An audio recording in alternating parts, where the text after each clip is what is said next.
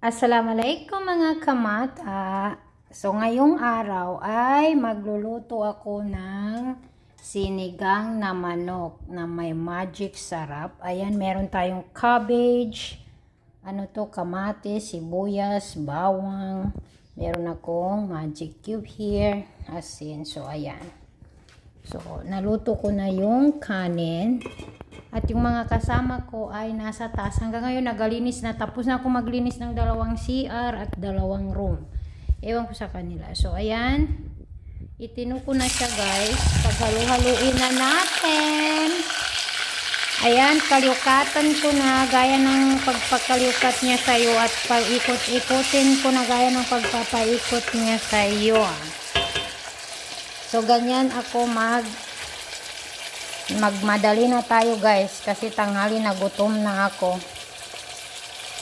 So ayan, wala dito ang mga amo, nasa Bahrain. Tapos sinabi sa akin na magluto ka ng gusto mong lutuin. So sinigang ako. Ewan ko kung magustuhan nila. Ayan, and lalagyan natin, ano kayang ilalagay ko ito?